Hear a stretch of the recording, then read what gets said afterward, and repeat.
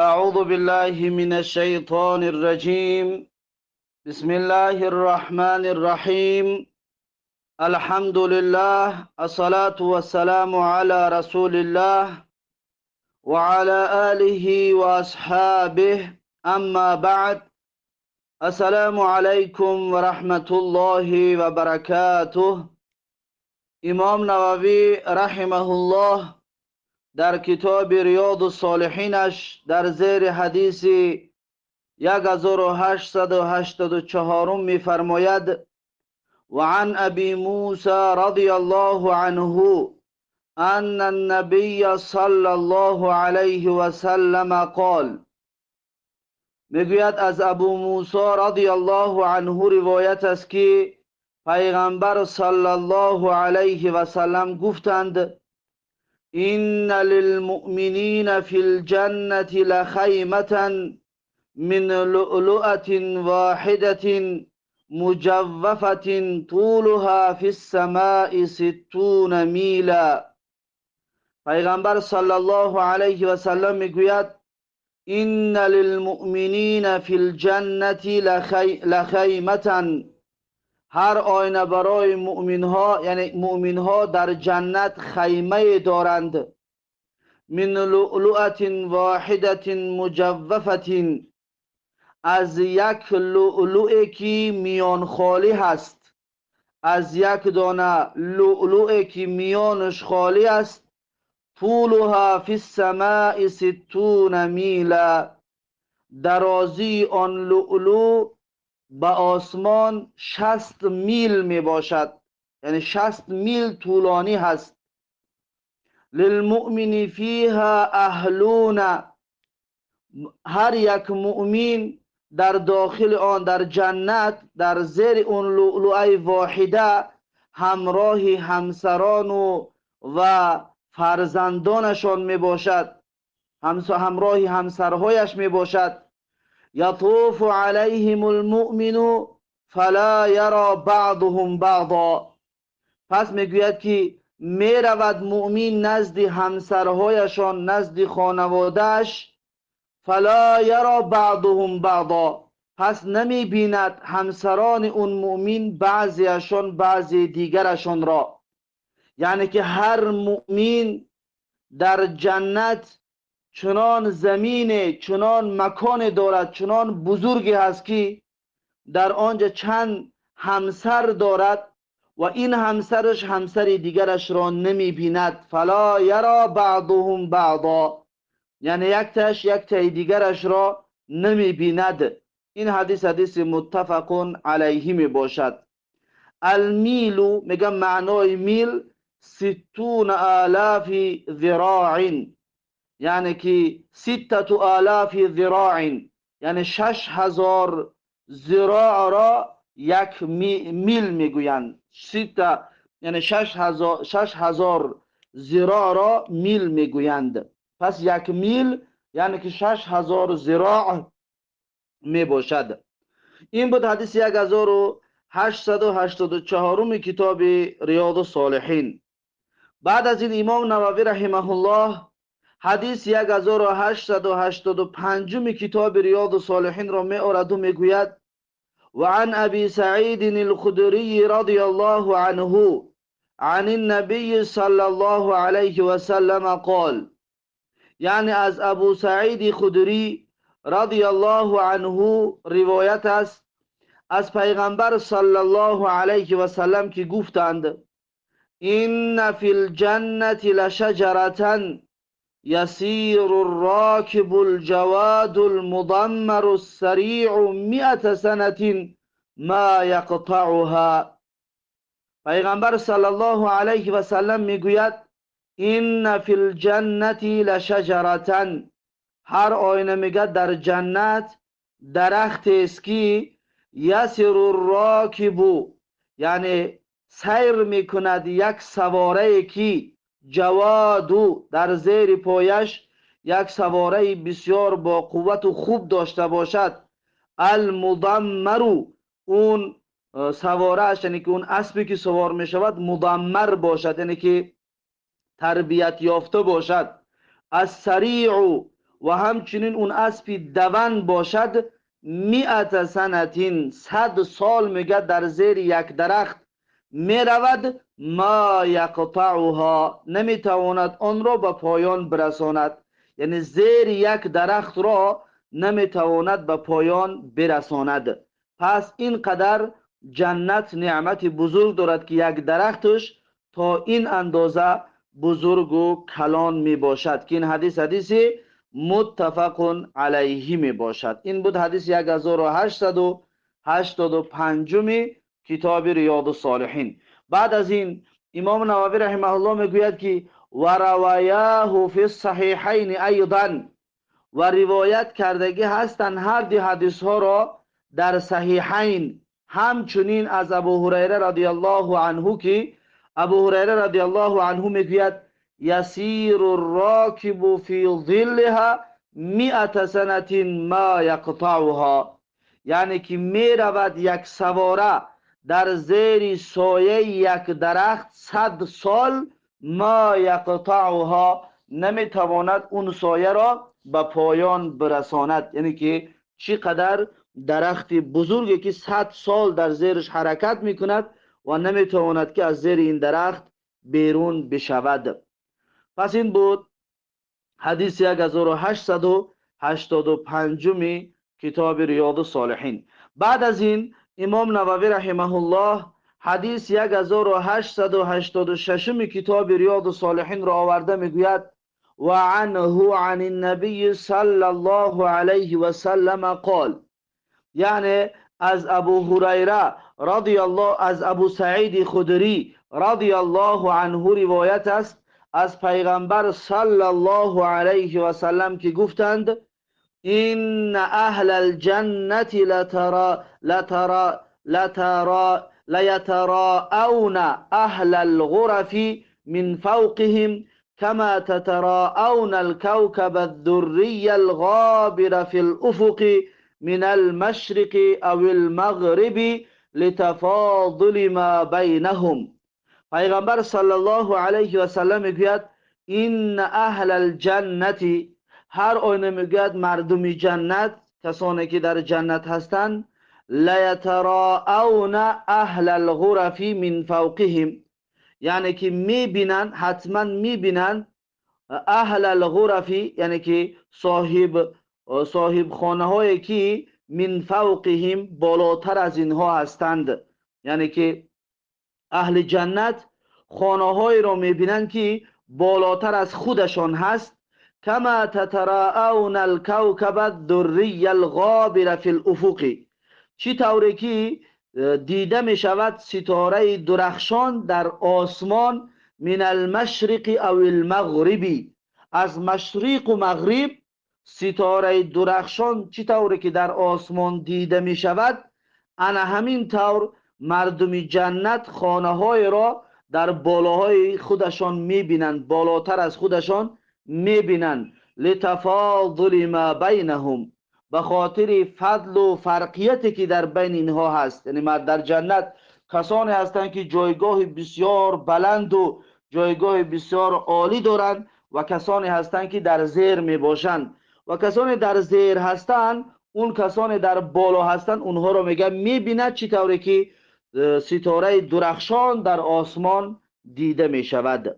قالوا یا رسول الله، پس گفتن اصحاب که رسول الله تلك منازل الانبیاء لا یبلغها غیرهم، گفتن ای رسول الله این جایگاهی که گفتی، اون جایگاه بلند، این گفت جایگاه پیغمبران هستند. لا یبلغها غیرهم، یعنی نمی رسند به این جایگاه ها غیر پیغمبران. قال، میگه پیغمبر صلی الله علیه و سلم گفتن که بلا والذی نفسی بیده رجال آمنوا بالله وصدقوا المرسلین. پیغمبر گفتن بله، قسم به ذاتی که نفس من در دست اون هست، رجال آمنو، یعنی کسانی هستند که ایمان آوردن به الله جل جلاله، و صدقوا المرسلین، و تصدیق کردند مرسلین را، یعنی پیغمبران را تصدیق کردند، اونها هم به این جایگاه ها میرسند. یعنی که اون جایگاه ها خاصی فقط پیغمبران نیست، بلکه کسانی که ایمان آوردن به الله جل جلاله و تصدیق کردن و تصدیق کناندن پیغمبران را، پس اینها هم همچنین به اون جایگاه ها می رسد. یعنی که اون خاصی پیغمبران نمی باشد. این حدیث متفق علیه می باشد. این بود حدیث 1886 کتاب ریاض الصالحین.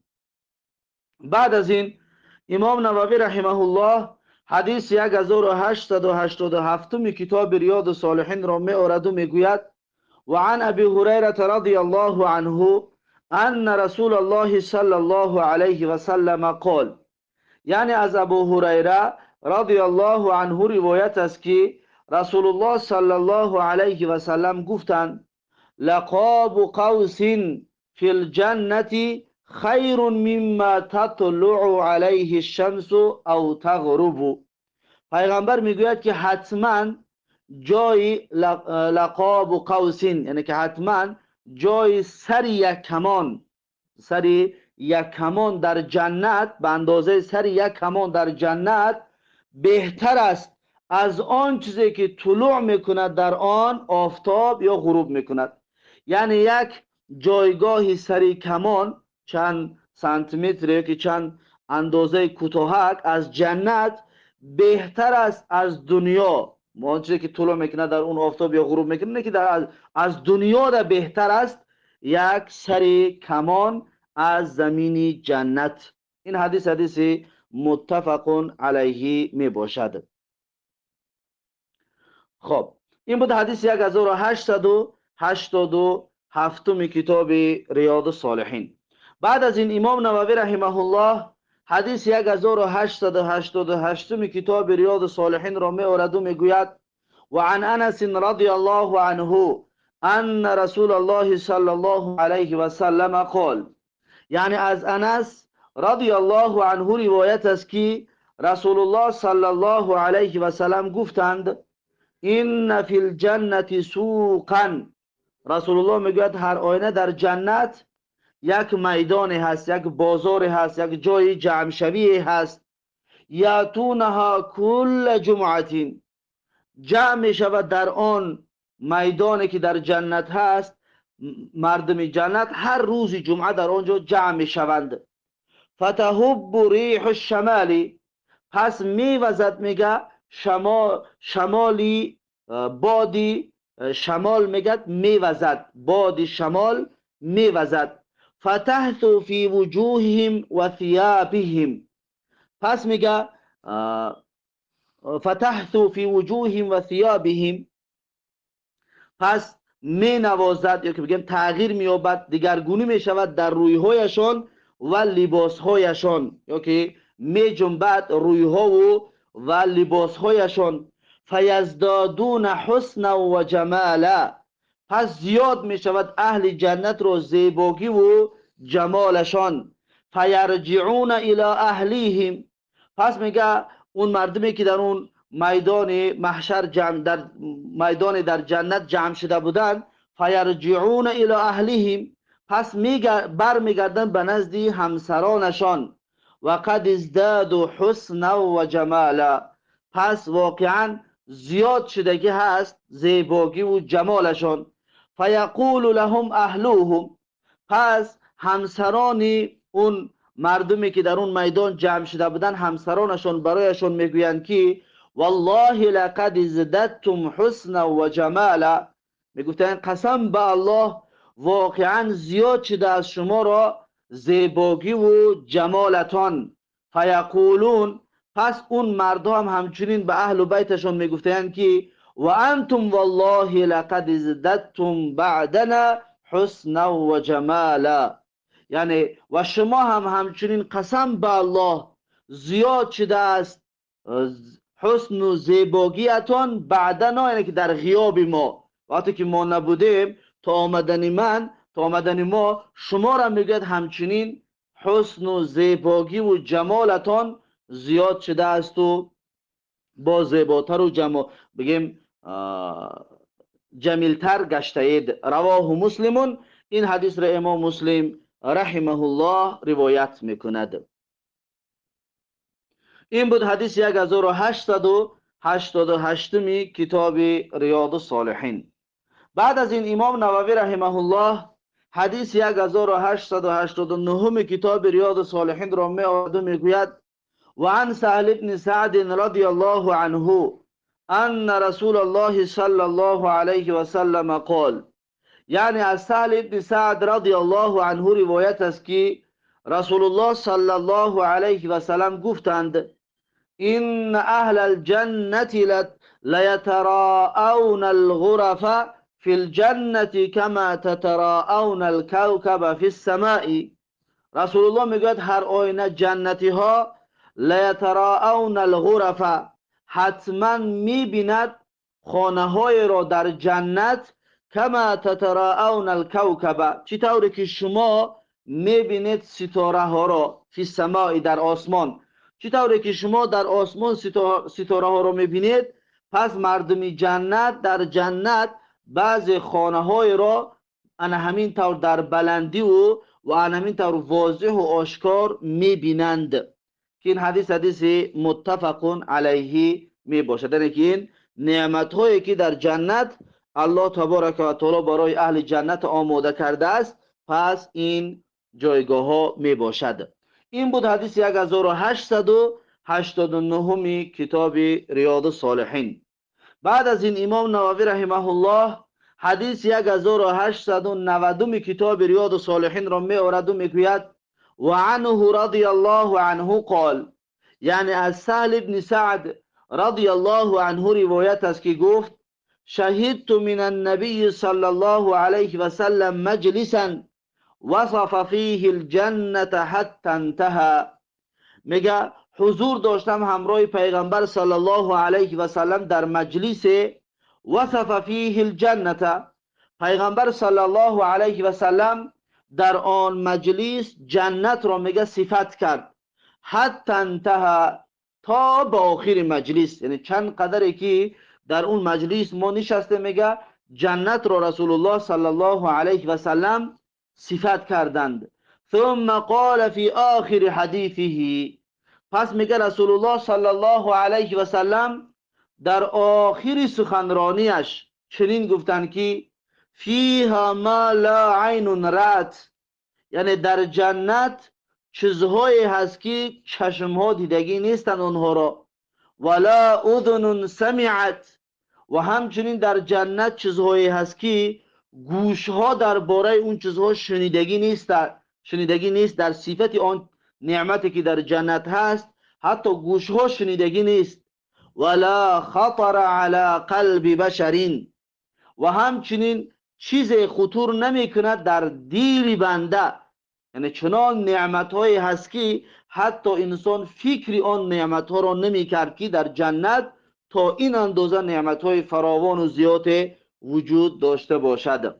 ثم قرأ، بعد میگه پیغمبر صلی الله علیه و سلم سوره سجده آیت 16 را تلاوت کردن، گفتن: تتجافى جنوبهم عن المضاجع يدعون ربهم خوفا وطمعا ومما رزقناهم ينفقون. یعنی که تتجافى جنوبهم، یعنی پهلوهایشان را دور میکند، عن المضاجع، از جایگاه های خوابشان، از بیسترهای خوابشان پهلوهایشان را دور میکنند. منظور این است که شب خواب نمیکنند و ترک خواب میکنند و عبادت انجام میدهند. یدعون ربهم، عبادت پروردگارشان را میکنند. خوفا و طمعا، این عبادت را از روی ترس و امیدی که به الله جل جلاله دارند، با همین امید و با همین ترس الله را عبادت میکنند. و مما رزقناهم ينفقون، و از آن چیزی که الله سبحانه و تعالی براشان رزق دادگی است، آن رزق روزی که الله براشان دادگی است، از اونها صدقه میکنند و انفاق میکنند. الی قوله تعالی، میگه تا سخن الله تبارک و تعالی سوره سجده آیت 17 که خوان که فلا تعلم نفس ما اخفی لهم من قرة اعین، پس میگن نمیداند نفس ما اخفی لهم، آن چیزی که پنهان داشته شدگی است برایشان، من قرة اعین، از بگیم روشن کنندگانی چشمها، یعنی آن نعمت هایی که الله تبارک و تعالی برای اهل جنت پنهان کردگی است که لا تعلم نفس، یگان کسی اون نعمت ها را نمیداند. رواه البخاری، این حدیث را امام بخاری رحمه الله روایت کرده است. این بود حدیث 1890 کتاب ریاض الصالحین. بعد از این امام نووی رحمه الله حدیث 1891 کتاب ریاض الصالحین را می آورد و میگوید: و عن ابی سعید و ابی هریره رضی الله عنهما ان رسول الله صلی الله علیه و سلم قال، یعنی از ابو سعید و همچنین از ابو هریره رضی الله عنهما روایت است که رسول الله صلی الله علیه و سلم فرمودند: اذا دخل اهل الجنة الجنة ینادی مناد، هنگامی که اهل جنت به جنت که می درآیند فریاد می کند فریاد کننده: این لکم ان تحیوا فلا تموتوا ابدا. پس فریاد کننده چنین می گفته است که این لکم، یعنی هر آینه شما حق دارید، ان تحیوا، همیشه زنده باشه در جنت، فلا تموتوا ابدا، اصلا نمیرید. یعنی وقتی که مردم جنت داخل جنت می شود فریاد کننده فریاد می کند که ای اهل جنت، شما همیشه زنده میمونید در داخل جنت، یعنی حق شما است که همیشه زنده بمونید در جنت، پس دیگر مرگ را نچشید، دیگر نمیرید. و این لکم ان تصحوا فلا تسقموا ابدا. گفت هر آینه حق شما ای اهل جنت همین است که ان تصحوا، یعنی که تندرست و سلامت باشه در جنت، فلا تسقموا ابدا، اصلا بیمار نشوید، دیگر در جنت بیمار شوی وجود ندارد. و این لکم ان تشبوا فلا تهرموا ابدا. پس میگه همچنین گفت که ای اهل جنت حق شما است که در داخل جنت ان تشبوا، جوان بمانید، جوان باشید، فلا تهرموا ابدا، پیر نشوید، موی سفید نشوید هرگز، یعنی در جنت همیشه جوانی هست. و این لکم ان تنعموا، هر آینه میگه فریاد کننده گفت که هر آینه حق شما هست که در نعمت و آسایشتگی باشه در جنت، فلا تبعثوا ابدا، و هم دل خسته و یا خسته و درمانده و نادار و کمبغل نگردید در جنت هرگز. یعنی که جنت دارای این صفت ها می باشد که انسان همیشه در اونجا زنده هست و در اونجا بیمار نمی شود و انسان در اونجا پیر نمی شود و همچنین انسان در داخل جنت دیگر کمبغلی و درماندگی و بیچارگی را نمی بیند. رواه مسلمون، این حدیث را امام مسلم رحمه الله روایت کرده است. این بود حدیث 1891 کتاب ریاض الصالحین.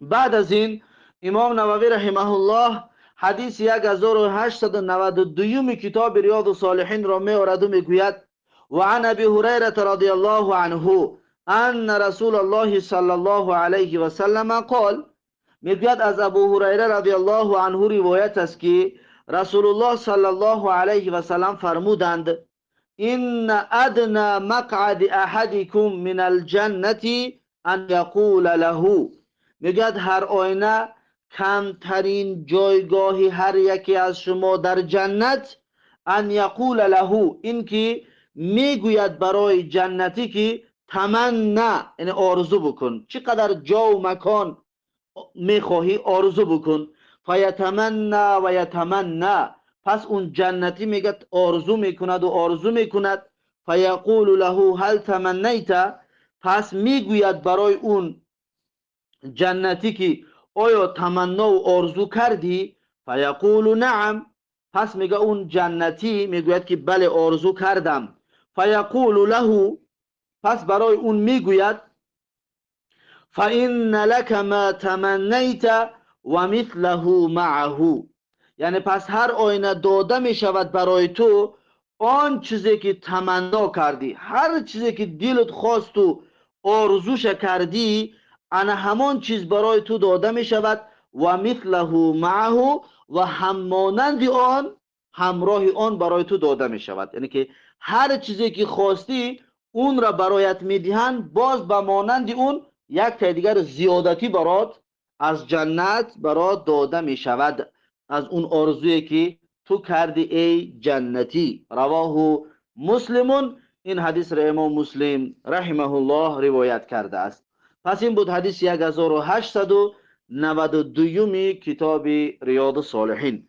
بعد از این امام نووی رحمه الله حدیث 1893 کتاب ریاض الصالحین را می آورد و میگوید وعن ابي سعيد الخدري رضي الله عنه ان رسول الله صلى الله عليه وسلم قال، یعنی از ابو سعید خدری رضی الله عنه روایت است که رسول الله صلی الله علیه و سلم گفتند ان الله عز وجل یقول لأهل الجنة، میگوید هر آینه الله سبحانه و تعالی میگوید برای اهل جنت، الله سبحانه و تعالی جنتی ها رو میگفته است که یا اهل الجنتی، ای مردم جنت، فیقولون، پس مردم جنت میگفتند لبیک ربنا و سعدیک، یعنی بار اله لبی، گفته مردم جنت جواب میدادند والخیر فی یدیک، پس مردم جنت میگفتند که پروردگارا خیر در دست تو هست. فیقولو، پس الله سبحانه و تعالی میگفته است که هل رضیتم، یعنی آیا شما راضی شدید؟ فیقولون، پس مردم جنت میگفتند که و ما لنا لا نرضى یا ربنا، و چرا که ما راضی نشویم ای پروردگارمان، و قد اعطیتنا ما لم تعطی احدا من خلقک، پس واقعا میگوید داده برای ما ای پروردگارم چیزهایی را که نداده بودی از بندگانت، مخلوقانت، کسی دیگر رو این چیزها را دادگی نبودی. فیقولو، پس الله سبحانه و تعالی میگفته است که الا اعطیکم افضل من ذلك، یعنی آیا بدهم برای شما بهتر از این چیزی که حالا شما دارید؟ فیقولون، پس میگه مردم جنت میگفتند که و ای شیء افضل من ذلك، یعنی چی چیزی دیگر افضلتر و بهتر از اینه که ما هستیم از این هست، چی چیز از این دیگر بهتر میباشد؟ فیقولو، پس الله جل جلاله میگفته است که احل علیکم رضوانی، یعنی که میرسانم برای شما یا که میارم برای شما رازگیم را، میارم بالای شما رازگیم را. فلا اسخط علیکم بعده ابدا، پس دیگر خشمگین نمیشوم بالای شما بعد از این هرگز، یعنی که رازگیم را بالای شما میارم و از شما راضی میشوم، رازگی ما اعلان میکنم و بعد از این دیگر من بالای شما خشم و غضب نمی کنم. پس این بزرگترین چیزی است، افضلترین چیزی است که الله جل جلاله برای بندگان جنتیش تقدیم می کرده است. این حدیث حدیث متفق علیه می باشد. این بود حدیث 1893 کتاب ریاض الصالحین. بعد از این امام نووی رحمه الله حدیث 1894 کتاب ریاض الصالحین را می آورد و میگوید و عن جریر ابن عبدالله رضی الله عنه قال، یعنی از جریر ابن عبدالله رضی الله عنه روایت است که گفت كنا عند رسول الله صلی الله علیه و سلم فنظر الى القمر لیلة البدر، پس میگه بودیم ما در نزد پیغمبر صلی الله علیه و سلم، نگاه کرد میگه به طرف ماهتاب، ماهتاب رو میگه نگاه کرد پیغمبر لیلة البدری، یعنی که شب 14 بود، وقتی که ماه پر شده که بود، پیغمبر صلی الله علیه و سلم میگه نگاه کرد و قال، و پیغمبر گفت که انکم سترون ربکم عیانا کما ترون هذا القمر لا تضامون فی رؤیته.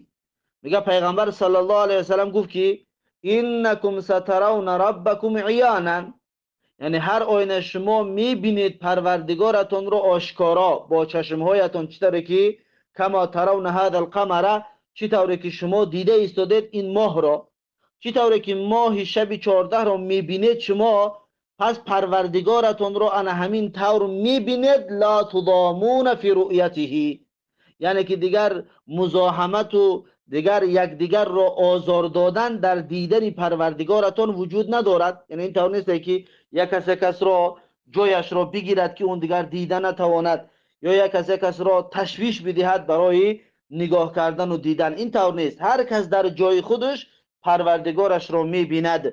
چی طوره که ماه شب 14 را هر کس از خانه خودش، از مکان خودش میتواند ببیند. پس در اینجا تشبیه دیدن به دیدن هست، یعنی که چی طوری که شما ماه رو میبینید پس پروردگارتون رو انا همین طور میبینید. پس این رو میگن تشبیه دیدن برای دیدن، نه اینکه دیده شده برای دیده شده، بلکه دیدن برای، یعنی که دیدن رو پیغمبر، نگاه کردن رو پیغمبر صلی الله علیه و سلم تشبیه کردن که انا همین طور میبینید که یکدیگر رو دیگر مزاحمت نمیکنید، یکدیگر رو تشویش نمیدهید، یکدیگر رو آزار نمیدهید در حالت دیدنتان.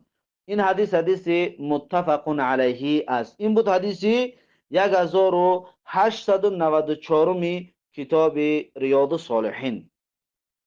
بعد از این امام نووی رحمه الله حدیث 1895 کتاب ریاض الصالحین را می آورد و این همچنین آخرین حدیث کتاب ریاض الصالحین می باشد. با همین حدیث امام نووی رحمه الله کتاب ریاض الصالحینش را به آخر می رساند و این کتاب به آخر می رسد. خب امام نووی رحمه الله در زیر حدیث 1895 کتاب ریاض الصالحینش، آخرین حدیث کتاب ریاض الصالحین میگوید: و عن صهیب رضی الله عنه ان رسول الله صلی الله علیه و سلم قال، یعنی از صهیب رضی الله عنه روایت است که رسول الله صلی الله علیه و سلم گفتند، پیغمبر صلی الله علیه و سلم فرمودند که اذا دخل اهل الجنة الجنة، یعنی هنگامی که جنتی ها به جنت که در آمدند، یقول الله تبارک و تعالی، الله تبارک و تعالی براشان می گفته است: تريدون شیئا ازیدکم، یعنی که شما چیزی میخواهید که من زیاد کنم برایتان. یعنی که وقتی که جنتی ها به جنت می درآیند، الله میگوید آیا شما چیزی میخواهید که من براتون زیاد بکنم؟ فیقولون، پس مردم جنت میگفتند که الم تبیض وجوهنا، آیا روی ما رو سفید نمیکنی؟ آیا روی ما رو سفید نکردی؟ الم تدخلنا الجنة و تنجینا من النار، آیا ما رو داخل جنت نکردی که از آتش نجاتمون دادی؟ فیکشف الحجاب، پس میگه کنار میزند و دور میکند الله جل جلاله حجاب را، یعنی پرده را الله جل جلاله دور میکند. فما اعطوا شیئا احب الیهم من النظر الی ربهم، پس میگه داده نشدن چیز محبوب تر باشند برای اهل جنت از نگاه کردنی به پروردگارشان. یعنی نگاه کردنی به پروردگارشان برای اهل جنت بزرگترین و محبوبترین و بهترین چیزی هست که پروردگارشان را میبینند اهل جنت. الله سبحانه و تعالی دیدنش را برای ما و شما، جمالش را نصیب بکند که ببینیم و الله سبحانه و تعالی ما و شما را از اهل جنت بگرداند. پس اهل سنت و الجماعت به این اعتقاد است که الله جل جلاله در روز قیامت دیده می شود. در این دنیا دیدن الله جل جلاله ممکن نیست، اما در روز قیامت دیدن الله جل جلاله جایز است و ممکن است و حتی از بزرگترین نعمت برای اهل جنت این دیدن الله جل جلاله است. اما بسیار از اهل بدعت دیدن الله جل جلاله را در روز قیامت رد میکنند و قبول نمیکنند و اون بیچاره ها محروم هستند از این نعمت بزرگ. اما ما اهل سنت و الجماعت به این اعتقاد هستیم که الله جل جلاله در روز قیامت دیده می شود. جنتی ها الله را می بینند. رواه مسلمون، این حدیث را امام مسلم رحمه الله روایت کرده است. پس این بود آخرین حدیث کتاب ریاض الصالحین. بعد از این امام نووی رحمه الله یک آیت می آورد و با همین این کتاب ریاض الصالحینش را به آخر می رساند. میگد قال الله تعالی، الله سبحانه و تعالی فرموده است ان الذين آمنوا وعملوا الصالحات، یعنی سوره یونس آیت 9 و 10 می باشد. الله سبحانه و تعالی فرموده است که ان الذين آمنوا، آن کسانی که ایمان می آرند، و عملوا الصالحات، و آن کسانی که عملهای صالح انجام می دهند، یهدیهم ربهم بایمانهم، الله سبحانه و تعالی راهنمایی میکند آنها را به سبب ایمان آوردهشان. به سبب ایمان آوردهشان الله سبحانه و تعالی اونها را راهنمایی میکند، اونها را به سوی جنت راهنمایی میکند. وقتی که داخل جنت که میشوند، تجری من تحتهم الانهار فی جنات النعیم، یعنی روان است از زیر آنها دریاهایی که در جنتی نعیم است، در جنتی که پر از نعمت است. الله جل جلاله اهل ایمان را راهنمایی میکند و میبرد به همین جنتی که پر از نعمت میباشد. دعواهم فیها، یعنی دعای اهل جنت در جنت سبحانك اللهم میباشد، یعنی که دعایشان در جنت سبحانك اللهم میباشد، یعنی که ای الله تو پاک هستی. اهل جنت این طور در جنت دعا میکردند. و تحیتهم فیها سلام، و تحیه و درودشان و سلام دادنشان با یکدیگر در جنت سلام میباشد. یکدیگر را سلام گفته درود و سلام میدادند. و آخر دعواهم ان الحمد لله رب العالمین، و پایان و آخری دعاهایشان چنین است که هر آینه حمد و ستایش از برای پروردگار عالمیان هست. حمد و ستایش و ثنا مخصوص رب العالمین می باشد. این پایان و آخری دعای اهل جنت می باشد. پس این بود سوره یونس آیت 9 و 10 و با همین این آیت هم به آخر رسید. اکنون امام نووی رحمه الله کتابش را به آخر رسانده چنین میگوید که الحمد لله الذی هدانا لهذا و ما كنا لنهتدی لولا ان هدانا الله، یعنی که حمد و ستایش از برای الله که راهنمایی کرد ما را به این، و ما كنا لنهتدی، و ما راه نمیافتیم به این اگر که الله ما را راهنمایی نمی کرد. یعنی که این هدایت، این ایمان آوردن و خدمت کردن در راه دین، کتاب نوشتند و پند و نصیحت کردند و دعوت کردند، همه اینها راهنمایی از جانب الله تبارک و تعالی می باشد. اگر این راهنمایی الله نمی بود، پس ما این راه را پیدا نمی کردیم، پس ما در این راه قرار نمی گرفتیم. پس این راهنمای الله که است، ما باید حمد و ستایش الله را بگوییم. پس امام نووی رحمه الله اول کتابش را با حمد و ثنا و ستایش الله شروع کرد و آخر کتابش را همچنین حمد و ثنا و ستایش الله قرار داد. یعنی که انسان باید در اول و آخر هر کارش حمد و ستایش الله را بگوید.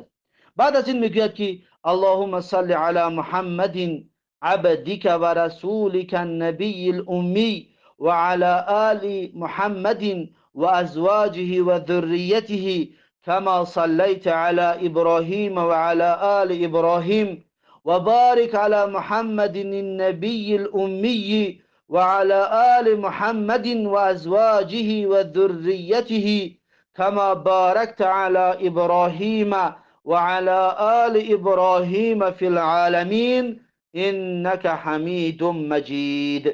پس امام نووی رحمه الله در آخر یک صلوات به پیغمبر صلی الله علیه و سلم و به آل و ازواج پیغمبر صلی الله علیه و سلم و به اتباع پیغمبر صلی الله علیه و سلم یک صلوات فرستاد و با همین کتابش را به آخر رسانید.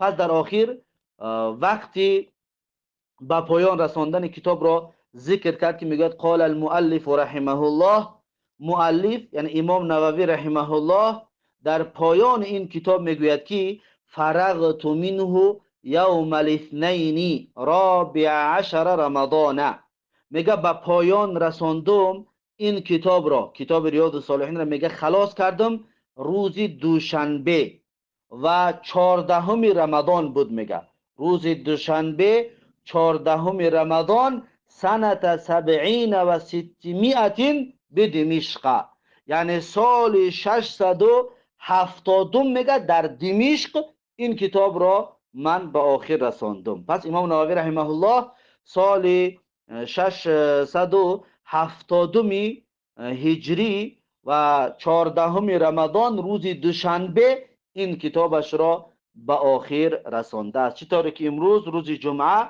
ما و شما هم از ترجمه کردن این کتاب به آخر رساندیم، ترجمه کردن این کتاب را به آخر رساندیم. الله سبحانه و تعالی از مؤلف و از ما و شما قبول بفرماید و الله سبحانه و تعالی در نامه اعمالمون همچنین نوشته بگرداند و الله سبحانه و تعالی به فضل و بزرگیش گذشتگان ما و شما را رحمت و مغفرت و قبرهایشان را پرنور و قبرهایشان را باغی از باغهای جنت بگرداند و الله سبحانه و تعالی برای ما و شما و هر کسی که این ثبت را شنید یا این درس ها را شنید، الله سبحانه و تعالی برایشان توفیق عمل کردن و برای امان توفیق عمل کردن بدهد. هر آن چیزی که خواندیم و شنیدیم و هر آن چیزی که گفتیم الله سبحانه و تعالی در عمل کردن به آن چیزها را برامون نصیب بگرداند. آمین یا رب العالمین.